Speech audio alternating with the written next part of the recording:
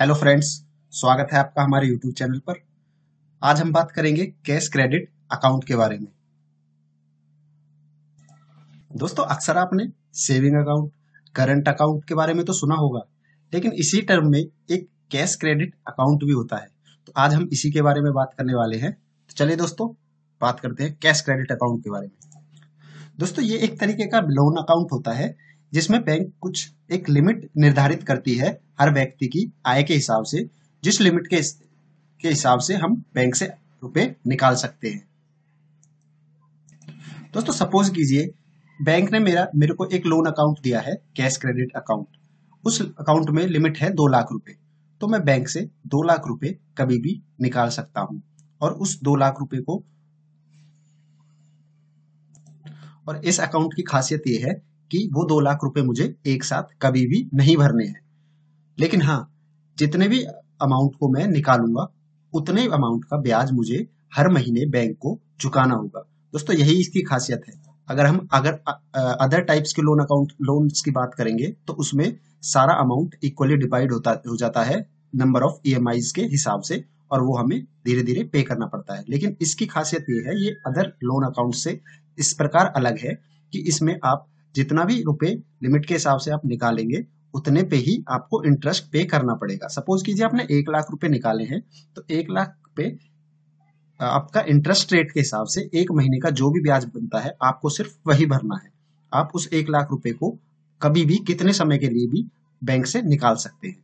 दोस्तों, इस current cash credit current account की कुछ फीचर्स होती हैं, मतलब कुछ खासियत होती है, वो मैं आपको बताता हूँ। उसके बाद मैं आपको लाइव अपने बैंक ऑफ बड़ौदा के पेज पर लेके चलूंगा, जहां पे बैंक ने मेरे को एक कैश क्रेडिट का अकाउंट प्रोवाइड किया हुआ है। मैं आपको लाइव वो उसका डेमो दिखाऊंगा कैसे कैसे होता है।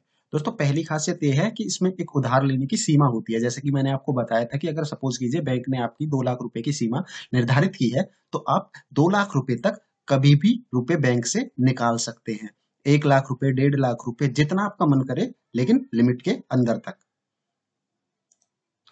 रनिंग बैलेंस पर ब्याज। दोस्तों, अब जैसा कि मैं बता चुका हूं कि जितना अमाउंट आप बैंक से निकालेंगे विद इन लिमिट, आपको उसी का ब्याज सिर्फ भरना होगा। बाकी इसके अलावा कोई आपको शुल्क नहीं पे करना होगा।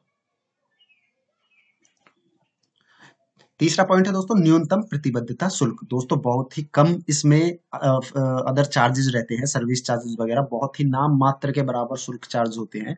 मुश्किल से अगर आप 2 लाख रुपए की लिमिट है तो 1000 या 1200 रुपए आपके चार्जेस लगते हैं।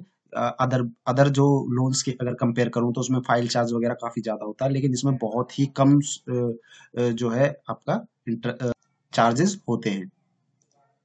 दोस्तों, चौथा पॉइंट आता है जमानत की सुरक्षा। इसमें अगर कोई बैंक आपसे मॉर्गेज के टाइप में अगर कुछ जमा कराता है तो उसकी आपकी पूरी सुरक्षा होती है। वैसे आप ये आपकी इनकम के सोर्स के हिसाब से होता है। इसमें कुछ मॉर्गेज वगैरह की कुछ जरूरत होती है, अधिकतर केसों में होती नहीं है। तो चलिए दोस्तों, मैं आपको एक लाइव बैंक ऑफ बड़ौदा की वेबसाइट पे आपको इस लोन के बारे में दिखाता हूँ, ताकि आप थोड़ा ज्यादा अच्छे से समझ पाएंगे इसको। तो उसके लिए हमें बैंक ऑफ बड़ौदा की वेबसाइट पे जाना होगा। जैसे कि मैं बैंक ऑफ बड़ौदा टाइप करता हूँ।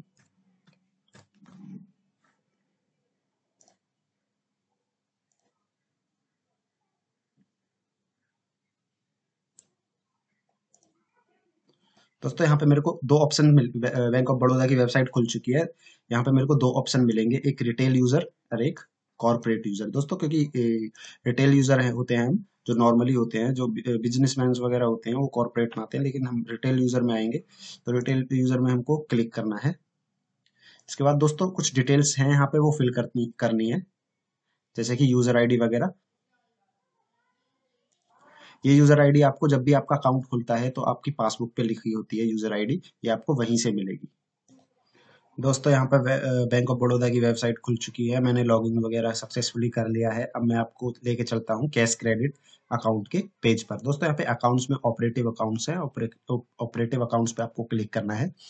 ऑपरेटिव अकाउंट पर पे क्लिक करने के बाद देखिए आपको जो अकाउंट्स के पेज हैं वो खुल जाएंगे। दोस्तों, एक मेरा नॉर्मल अकाउंट है और एक मेरा बैंक ऑफ बड़ौदा का कैश क्रेडिट का अकाउंट है ये।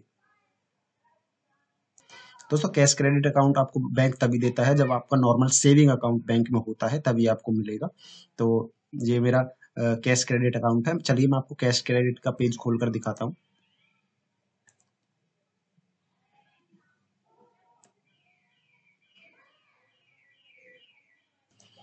दोस्तों जैसे कि ये मेरा अकाउंट नंबर है, यहाँ पर कुछ कस्टमर आईडी वगैरह दी हुई है और ये ब्रांच वगैरह मेरी दी हुई है। देखिए दोस्तों, यहाँ पर जो बैलेंस है, लेजर बैलेंस, वो दिया हुआ है। यहाँ पर 2 लाख रुपए की लिमिट है और जो कि मैंने यूज की हुई है 2 लाख रुपए की लिमिट।